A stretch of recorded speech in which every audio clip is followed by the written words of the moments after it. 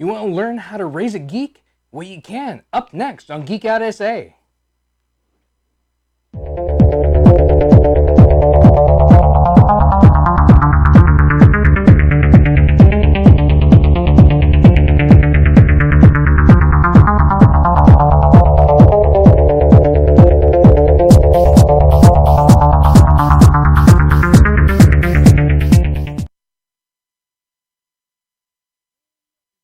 Back to Geek Out SA. It's Friday and we're having fun. And you're asleep. Oh, I'm sleepy. I'm awake now. Yay, it's showtime. So, yeah, today we're talking about how to raise a geek. Because you and I have raised 3 geeks. 3 of them. Yeah. And we were raised to be geeks. And we were raised...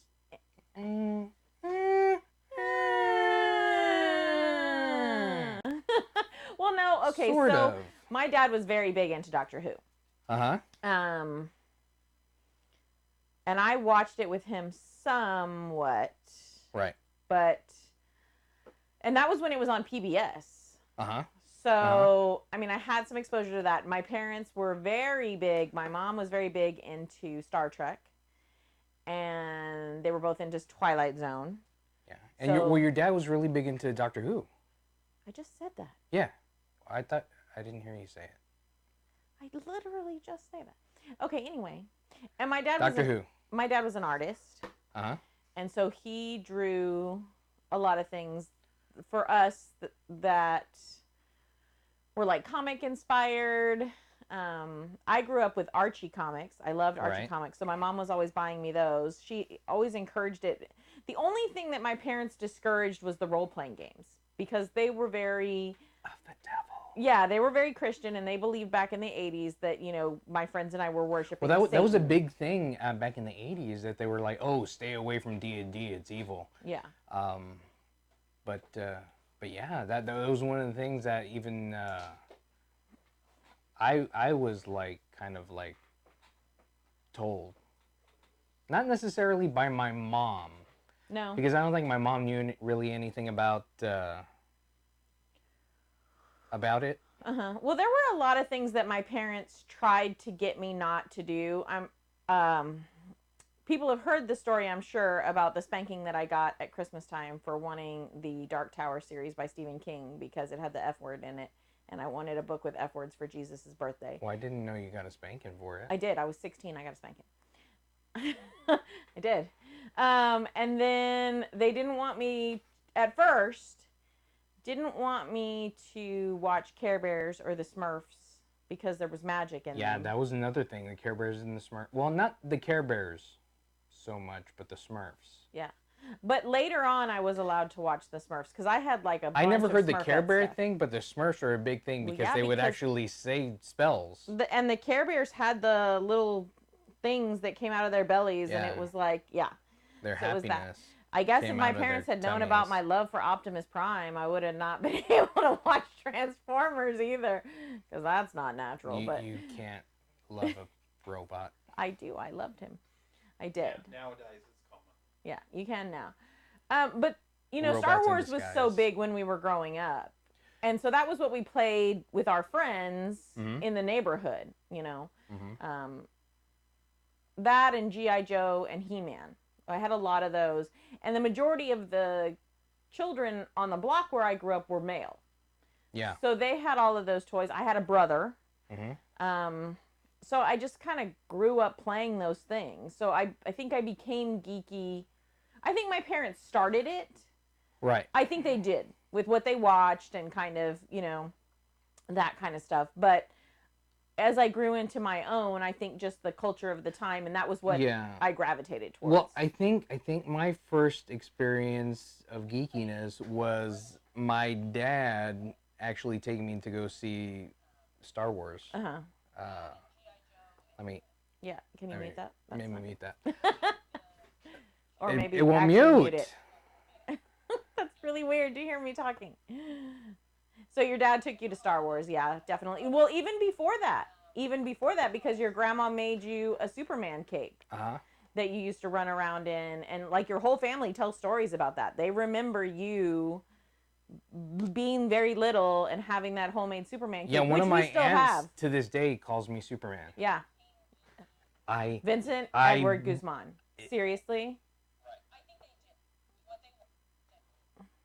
what is going on? we're gonna throw you off the show. You're done. And Stuart broke it. Okay, so talk about. So Adam is watching. Hey Adam, Hi, how's it Adam. going? So we were raised-ish as geeks, Yeah. but not a lot, but somewhat. I think I started coming into my. I think it was after I saw like Star Wars and Superman and started watching like. Yeah, see, we got to grow up with Christopher Reeve's Superman, and when some of that comic stuff was kind of coming into the forefront, although it didn't do as well as it does now. Right. And we were still chastised for, not necessarily by our parents, our families, but in society we were chastised for it. Right. So I think then fast forward to when we have children, we want them to be able to enjoy those same things without maybe the stigma that we had going along with it, right? Right. So how do we do that though? Well, there was a lot of immersion, I think. Like I don't know how we did that. I know how we did it. You know how we did that. It started very young, when they were very little. When they were very little bitty boys. Mm-hmm. So our oldest is 4 years older than the middle one, and 5 years older than the youngest one. And so the youngest and the middle are like 15 months apart. Oh, when we were talking about the religion thing, Jose Torres, says we were raised in a strict religion. We were steered away from magic and wizardry. Yeah.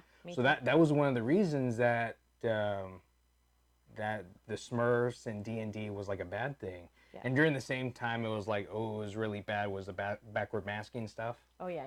Yeah, so it was like all that stuff that kind of happened in the 80s that was really big, that it was like, oh, that's so bad. But yeah. It really wasn't. No, we weren't doing anything. We were just using our imaginations and stuff. But so when the kids were little, we started them very early. When we bought them.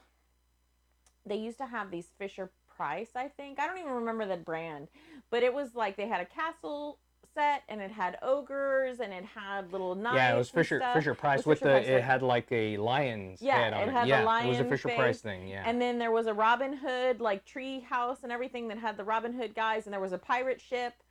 But there was like sound effects on that thing where when you would set the little figure on the castle. Yeah. And it would like make a sound or something or do so something. I think we started him there, which was kind of like a Dungeons and Dragons-esque in real life. What? Max Dawson says, "What's up? I love y'all." Oh, thanks. Hey, Vince and Colleen. Colleen's my favorite. Oh my God, I love her. Oh, yay, thank you. Hi. So I want to go back to what we were talking about. Right. Because we're tabletop. Because I was Vincent interrupting and I are tabletop. You're always interrupting me. Because Vincent and I are tabletop gamers. I have to. We have an imagination. So we would sit on the floor and we would do some of this D&D-esque. Are you enjoying yourself? Go ahead. No, it's okay. You do you. Why don't you run the show? I'm just going to sit over here. Okay. Well, that's why I'm the host. So, no. I just wanted to play with my glasses. But go on.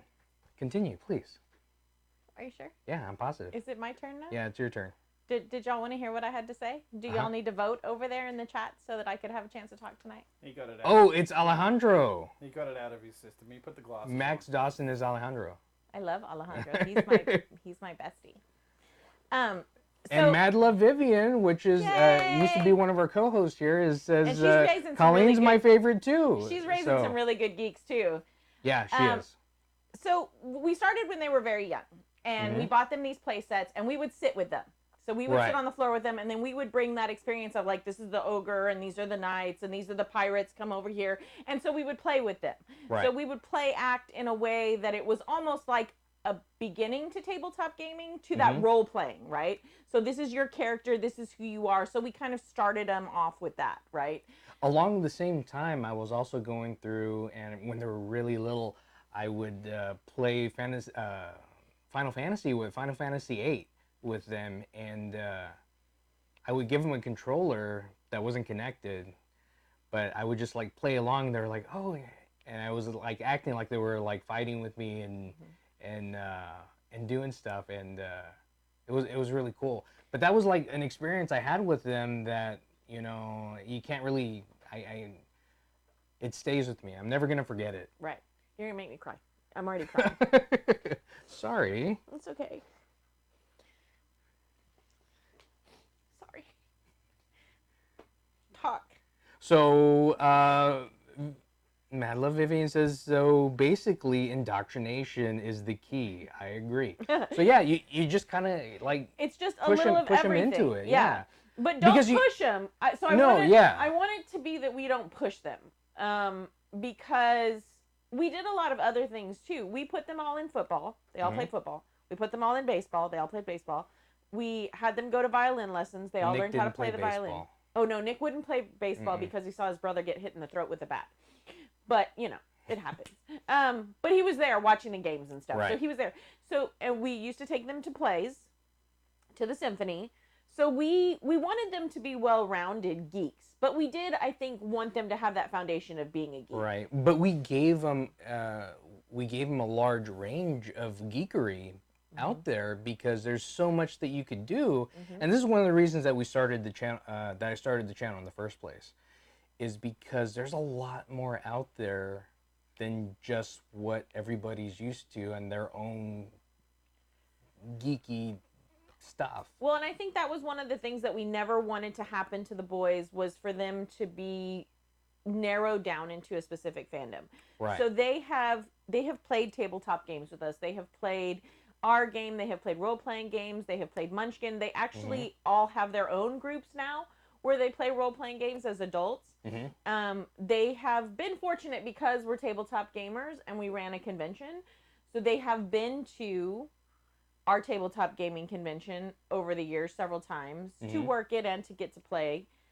We took our oldest son to Gen Con, and he was actually a game master for us and got to run games there at Gen Con on his own. Like we just kind of counted on him and that was his job, and then he got to go do some other gaming stuff that he wanted to do. Right. But that's not their only fandom that they enjoy. Yeah, right. So a lot of them are way more into anime than we are. We are into some anime, but not as much as they are. And they want us to watch it. Yeah, they introduce us to a lot of anime that we haven't seen before. Some of them are pretty good. Yeah, and that's one way we make a connection to them. So that was kind of another thing that you and I were talking about the other day is as a parent, when your kid comes to you with a fandom, don't shut them down. Don't be like, oh, it's that anime stuff. Like internalize, okay? Right. Like you can think that, but internalize. So read the manga with them, watch the anime, and you don't have to like the anime, and you can critique it, and you can say that I don't like it for this reason or that, and then that teaches them to see subjectively other people's opinions. Right. But what? Why are you looking at me? But at least give something a chance. Yeah. So go through and like you may not like it at first. Like I didn't know anything about steampunk until I was introduced to it, and I really like the steampunk culture. And our youngest likes it. And our youngest likes it, yeah. But then, like some of the anime, Zach really likes One Punch Man. And it's okay, but I don't really love it. So I'll watch it with him every once in a while, and I'm like, it's weird. I like watch the YouTube things where it's like the One Punch Man against like Superman or something, or against superheroes. I'll watch like that fight. But I haven't really watched One Punch Man. And our middle kid is 22, and he's the one that likes One Punch Man, which I don't get. He likes because the he's manga just like a more, I depressed think. Well, he's a weird, superhero. skinny, I don't know. I don't get him. A weird, skinny, bald, depressed superhero. But then he came over the other day, and on Netflix, there's Psyche K. And so Vincent and I really liked Psyche K. So we were like laughing, and that was funny, and we watched that with him, and that was funny. So we were able to make that connection. Yeah. Well, Vivian says when geek is part of your life, it's hard for them not to be. Um. Oh, what? I think it depends. I think it just makes it easier for them to enjoy it and for it to be okay. Yeah. But there's some people that just won't like it. Right. There are kids that inherently Yeah. just don't like it. But I think just exposing them to everything, even little things like when they were little, we used to do a family story in the summer when they were off in the summer. So one of us would start it like in a spiral notebook. We would start the story, and then it would be somebody's turn next, and they would have to write part of the story and continue it, and then the next person would write it and continue it. So again, it comes down to that being imaginative, and that's why they can create cosplay, in my opinion. That's why they can create these cosplay and do these characters and play these role-playing games, is because we fostered that. And I think a lot of geekdom and fandom is creativity and imagination. You have to be imaginative to read comics and be immersed in that. And I think a lot of this stuff, a lot of this culture is coming up because of our generation. Because our generation was kind of like introduced to all of it in the 80s. Yeah. And then now our age group is the one producing all these movies and TV shows and games and it's a great time to be a geek these days. Yeah. So I think it's easier to raise a geek. But I wonder, for parents who aren't inherently geeky, what are some things that we could help them with? Because we were inherently geeky, right? We were geeks, so it was easy. But I see some of my students at school that are very awkward. Still that stigma of being kind of awkward. You're anime awkward. You're tabletop gamer awkward. You're comic book awkward, right? You're a reader. You're awkward. Do they still have like wolf packs? I don't really see that anymore. No. It's something that kind of died out. Yeah. But a lot of them tell me that their parents can't really relate. Their parents don't share these same. Some of them have parents that are very into sports and things, and they're not into that.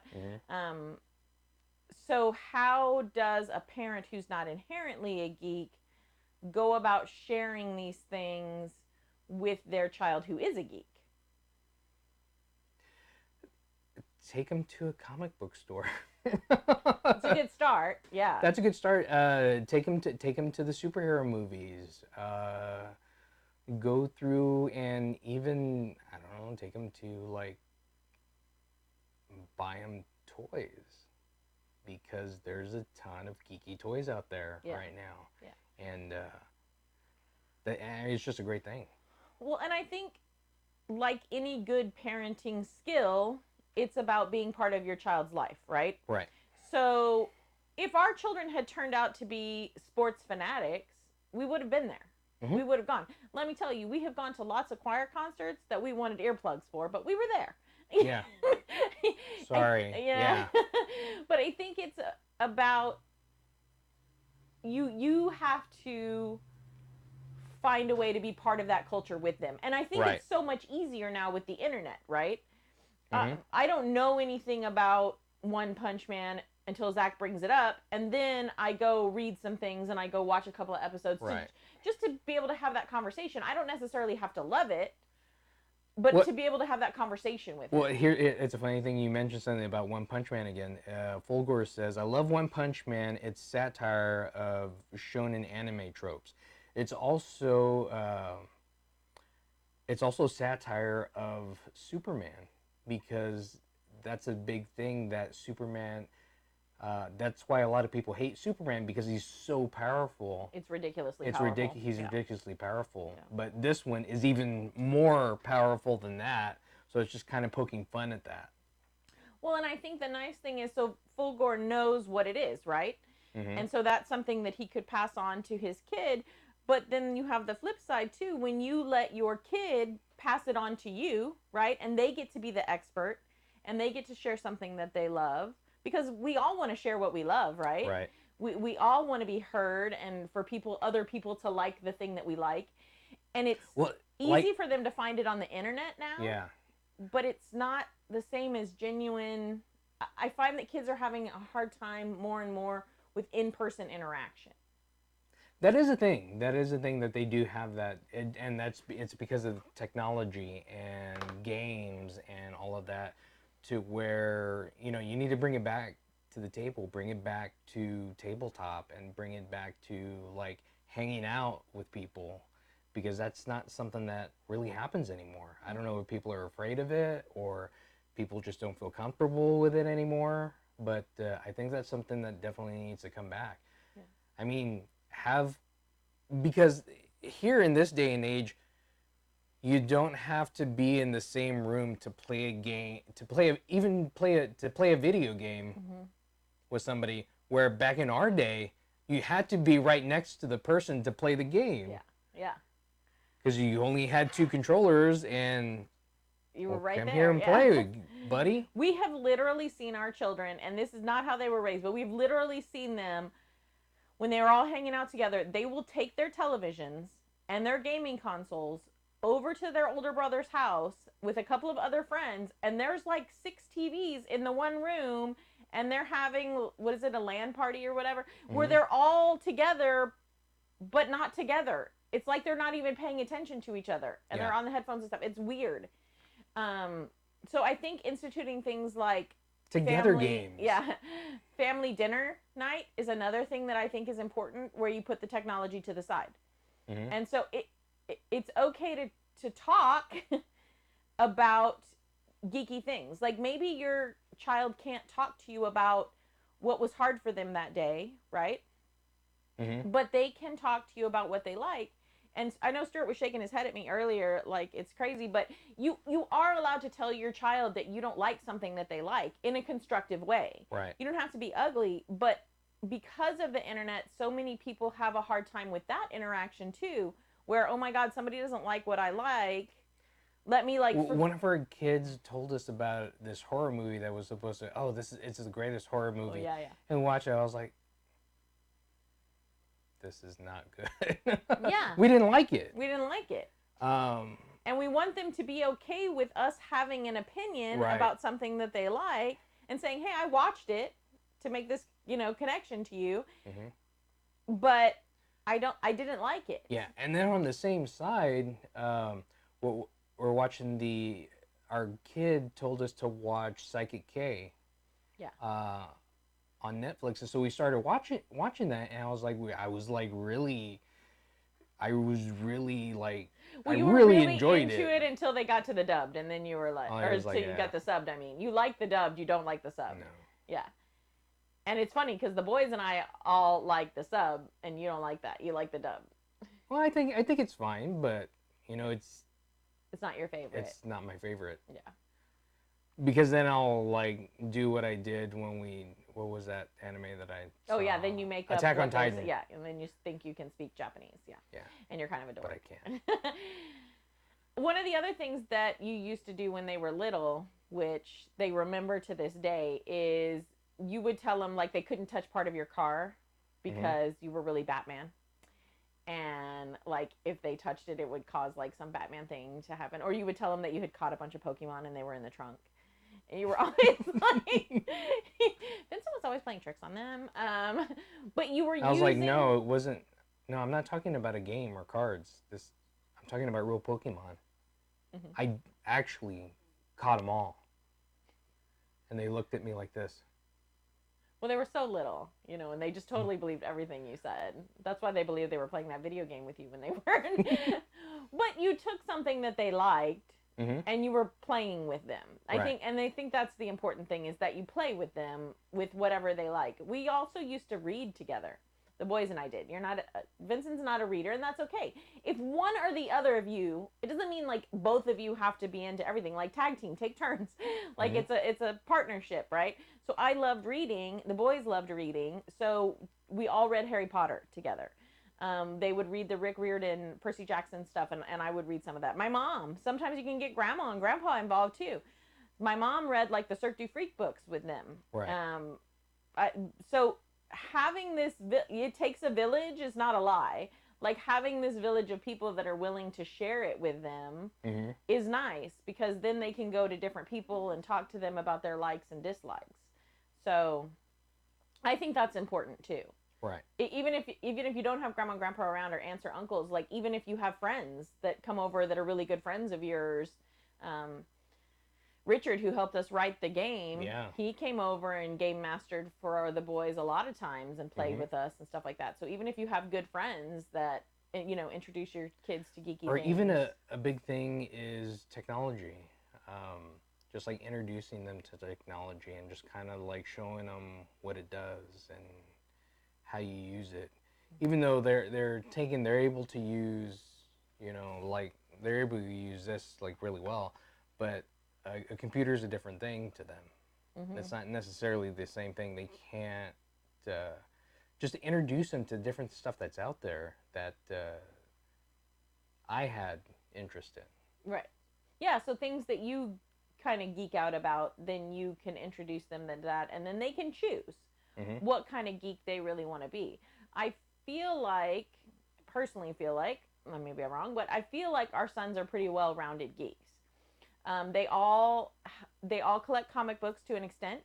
They all have a collection. They all collect cards, some kind of Pokemon, Yu-Gi-Oh, something like that, Magic. They all play tabletop games to an extent. They all collect pops. They all like pops. They all watch anime. So I think they watch way more anime than we do. Yeah. I personally think that they're well-rounded because we gave them all those opportunities to explore those things. Like we used to take them, even when we weren't interested in anime, because we were invited to anime conventions to promote our tabletop gaming convention. Yeah. We would take them to anime conventions, and they would help us some, and then in exchange for helping us, they got to go out and be part of that. Like, I'm sure Stuart can relate to some of this because he's done conventions for a long time, and his son Daniel has been there since he was itty-bitty. Yeah, he basically grew up in the convention scene. Yeah. And he loves to play video games, and he loves to play old cabinet video games. Stuart grew up being a geek, too, and very much into toys and Yeah, I was an uber geek because I built my own computer. Yep. But I was more geeky because in my childhood, I didn't get the geeky stuff. So, like, I didn't get Transformers, I didn't get He-Man, I didn't get any of that stuff. So, it was kind of the flip. I wanted that stuff because everybody else had it, and I never had it. So. Yeah. See, and that's the thing, is just... Was it a money thing, or was it? I used to have the original Optimus Prime. You're insane, and it's gone. Was it a money thing, or it was like your family didn't get it? I think it was money and a location thing because like I lived in the country in the middle of nowhere. Yeah. So. I mean, I didn't have all the stuff because it was a money thing for us, but I played with the kid. We had a couple of little things that my parents could afford to get for us, and then we played with the other kids in the neighborhood. So. But I remember early on, my mom got me an Atari, and I played Atari back in the day, and then she got me an NES, and I played NES for a while, and that stuff wasn't cheap back then. Not at all, especially back. I didn't have that stuff. Especially back then, people didn't make as much as they do now. Yeah. Yeah, we didn't get... I was trying to think when we had Atari. It was like way late. It was very late. And then we had the NES. And then I don't even think we got Super Nintendo until the boys until we had the kids. You probably had it and brought it. Or no, you had the PlayStation. Yeah. And brought the PlayStation along. So that they had that availability. Like, I had never had cable until I married you. So it wasn't even, like, something I had ever been exposed to, was to have that many channels. You're a movie geek. Vince is definitely a movie geek. I do like movies. So that's something that he shared with the boys. We used to do a lot of movie marathons. So that would be, like, our weekend... Matrix. Like tradition. Yeah, Matrix. Like we would watch the 3 Matrix movies and everybody would like get their pillows and blankets and huddle up and have family time and have movie time. I have a cousin who does a really cute thing with her family where she does like once or twice a month, she does like a movie themed night. So let's say they're going to watch like Avengers Endgame or something, she makes like a little menu that goes with it, and she puts up some cute little decorations or whatever, or they make hats or something, or make masks or whatever, and then they all watch the movie together as a family. Mhm. So it's little things like that that you can do that brings the whole family together and gives you this opportunity to share different kinds of fandom. Right. I guess what we're basically saying is share fandom. Is that like how to raise a geek? Is that you share it with them? Yeah. Yeah. Or if you don't know how, this is what we're telling you, the kind of things that you can do Yeah. to make it happen. Yeah. Even I just come back to a lot of things when the boys were little. I think it comes to that foundation, right? When they're really little. Mhm. Back when they were little, they used to have this store called KB Toys. Yeah. Yeah. And KB Toys had these big old action figures that were, you could get like Wolverine and Gambit and Spider-Man and Hulk and Captain America. Like there was a ton of them. I think you. Yeah, there were the Marvel 10-inch figures. Yeah, they were great, and they weren't very expensive back then. No. And then if it was a character that people were like not into very much, they would eventually go on clearance or like $3 or something. So the boys had a lot of those. But those figures were always having like adventures, and then we would buy them little like read along books that went with it. Yeah. So it's like that immersion and top of that immersion and top of that immersion. So it's just making those connections and connecting it all together, and like having that imagination and playing with that and just exposing Have the it. Harry Potter books, take them to see the Harry Potter movies, and Yeah, you can get pipe cleaners and straws and different things from the Dollar Tree, and you can make wands. Vincent made lightsabers with the boys when they were little out of pool noodles and duct tape. Yeah. And then they had lightsaber battles. It was for like one of their birthday parties or Yep. something like that. It was Yep. that was really cool because the kids really liked it. Yeah. And all it was just like cutting a pool noodle in half because they were little kids. Yeah. And then just they decorated it with the tape. Yeah. With the duct tape. Tape and markers. Yeah. Eric Lee Parodies says, "I love you guys. Thanks." Oh, thanks, Eric. Thanks, we Eric. love you Appreciate too. it. We love you too. You're coming to my mom's party, right? Right. Right. Right. And I don't know why you like that. That's silly. If y'all haven't watched it, it's a terrible parody that I've done, and it's really horrible. You should watch it. It's done really well. But you know, your kids are going to think you're cringy too. Like, our kids totally hate our YouTube show. Mm-hmm. They hate it. They absolutely hate it. They're like, I cannot watch you on YouTube. It is so cringy. Like, it's the absolute worst. We even had them on there, and Oh, we've had them on. Yeah, we've had them all on. The oldest one didn't want to commit. It's too much commitment. The middle one, he just doesn't like to be on camera. He's done the producing stuff before, but he's not really a fan. He's tried to come on a couple of times. The little one has come on. oh, and Eric says yes. Okay. Yeah, he's gonna be there. The little one has been on a few times to talk about some of the stuff he does, because he does scientific geeky type stuff too. Yeah. Love him, but he's kind of quiet and Unless he's talking about stuff he's passionate about. yeah. And then you can't shut him up. Yeah. So they've all been on in different ways, but yeah, they definitely think that this is an odd thing that we do, and it's weird to watch their parents. I didn't see the first one. I did see the first one, was so the I was like, first that one? was a big jump. He said 15. Oh. So I think that that's okay too if you share stuff with your kids and they don't like it, and they can then tell you. I mean, our kids tell us they don't like it because they feel like it's weird to see us on YouTube basically doing what we do all the time, and that they think that we're trying to be funny or whatever. They're like, you guys. We are funny. We are funny. So, and that's okay, because then you're teaching your child how to have that conversation where, hey, I don't really like something. Because I grew up and my dad was like that, because my dad was an artist. Mm-hmm. And he would take us to museums all the time. And when you went to go see a piece of artwork, you were allowed not to like it, but you had to be able to reason through why you didn't like it. Right. You couldn't just say, I don't like that, that's stupid. Well, why? You don't like the shadow, you don't like the way it makes you feel, you don't like the strokes, you don't like the style. Like, what do you not like?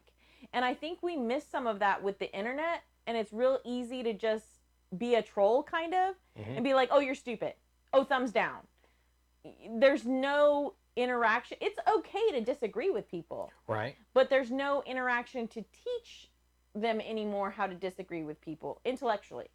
And be, So I like that it's okay for all of y'all to like things, and I think you don't put your kid down for what they like. Yeah, no, I don't think. Unless it's ponies. Unless it's ponies, and then you have to put your kid down because ponies. No, I'm just kidding. Yeah. Ours went through that phase. They've been through that phase. I think ours have been through a lot of the phases just because they've known a lot of people because of us. Yeah. I think our kids have a very unique upbringing. I really think Stuart's son has a pretty unique upbringing too, just from being in that, around that group of people. Vivian, who's watching, I think her two kiddos are going to have a unique upbringing just because of all the people that are around her and that know her, and so they're going to get that exposure to gamers and cosplayers and people that like anime. And so I think that gives your kid an advantage. I'm sorry, but I do. I think that gives them an advantage because they get to see all of these different types of people and this different realm of people and this different world of people. And the socialization about it is a good thing too. You being a geek no. That's okay. Yeah. We can tell you that MonsterCon is happening this weekend because our son is going to be there. So yeah. That's one of those, there's like these little... And you may possibly see us there as well. Yeah. So they have these little conventions. Well, not possibly. We're going to have to be there because we're supporting our kid. Son. Yeah, we're going to support our son, actually. But they have these little conventions, and this is another thing that we can bring up, and I was going to actually bring it up at the end, but the Wonderland Mall of the Americas here in San Antonio has these little conventions. They're free. It's in the mall. So there's vendors. They're trying more and more to have like activities and like they had for the Lost in Wonderland one, like the Mad Hatter, the Alice in Wonderland one. Right. They had a belly dancing troupe come out that had dressed up like the characters from Alice in Wonderland, and they did belly dancing. They had coloring pages and things for the kids. There are all these vendors that they could meet, people that are artists that they could meet. So it's another good way to expose your children. The San Antonio Library, so probably even if you're not in San Antonio, you could look at the library. Oh, PopCon, yeah. You could look for free events. The library even has like story time. They have like, I know Freddie goes out and teaches people how to draw, like in comic book style. I go and teach people YouTube. Yeah. So I think definitely look at your local library's page and go to the library. You can, like Vincent said, you can go to the local comic shop and just look at something with your child, and maybe there's a game that they find interesting that they want to pick up, or maybe there's a comic that they want to pick up and read with you and start the series. Know what they're interested in, right, and get to know them, and then if you like something, show that to them. I love football, so just because I love being a geek, I also love football. So I had the kids try football. The kids watched football with me. They like football as a concept. They watch it, but they didn't really want to play. So, and that's okay. And the youngest one, he's not interested in it at all. And that's okay. And the middle one's quasi interested in it. Well, this one pretty much likes it, But they collected cards because they're card collectors. So they kind of mashed that up for a while, and then they were like, why am I even collecting these cards? Like, So, I don't know. I think that's all of our advice. Yeah. That's a lot of advice. Sorry. But it's a lot of advice. You definitely check that out. And if you haven't subscribed to us, please subscribe to us and hit the notification button to let you know when our live stream go on or we release a new video. So we've been a lot more active recently. So keep checking it out. We got a lot of new stuff and a lot of new parodies coming out. So keep checking it out. But thanks for checking us out. I'm Vince. I'm Colleen, and thanks so much to Stuart. Geek out, SA.